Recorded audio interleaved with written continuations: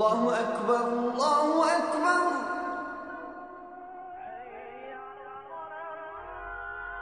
الله أكبر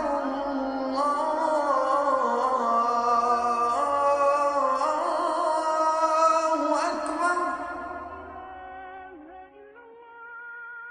أعوذ بالله السميع العليم من الشيطان الرجيم. بسم الله الرحمن الرحيم. Assalamu alaikum wa rahmatullahi wa barakatuh. We talked about how much the messenger, peace be upon him, was facing attacks and criticisms and rejection coming from his own people in Mecca.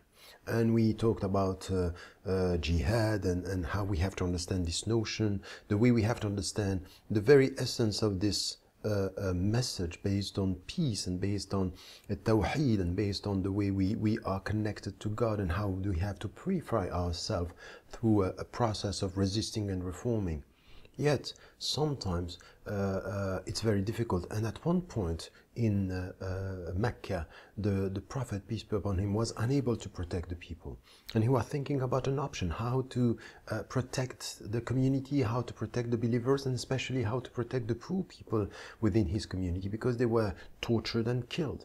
So at one point he said to the Muslims, there is one king who is just with all his people, and he's protecting people with peace. And this king, Najashi, the Negus, was in fact somebody who was a Christian at that point. Later he would become a Muslim, but before he was a Christian, and the Prophet ﷺ was telling them, you have to go. Meaning two things here that we have to remember as Muslims while we think about our religion. The first thing is, yes, we belong to our country. Well, yes, we want to stay in our country and to build and to contribute for the better within our country. But sometimes the principles, our principles, are more important as to protect than only to belong to a country which is dealing with us and sometimes persecuting and attacking people and stigmatizing people. So we need to get the sense that when it's too much, when people their life is at stake, you need to take a decision. I said when the life is at stake, not as we have now in some African, Asian or Western countries, you are facing difficulties and stigmatization, but you have to stay. This is where you have to struggle, because your life is not at stake and you can build and do what you have to do. This is one thing.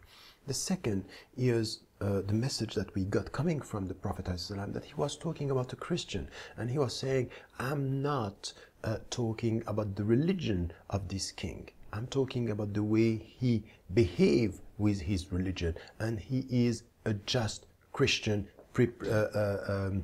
protecting all the human beings in the name of justice. So it's not, he was not dealing with only looking for people who were from the same religion. He was open to people and saying, yes, Lakum dinukum waliya din means you have your religion, I have mine. What is the common ground is how do we deal with principles and how do we implement the principles. And this is where we have to be fair. So we belong to our principles and we have to promote principles, and we need to look within our community and outside to people who are sharing our values and principles, and we can work together. This is the message of this exile in Abyssinia, and the Muslims went there, some of them stayed there, others came back.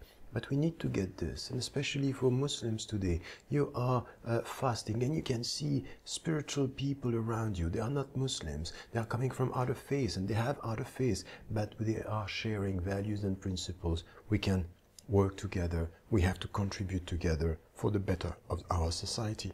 And our religion, our way of fasting, the fact that this is a universal message, is going to be seen and should be seen by the people as a signal that we have similarities much more than differences, inshallah.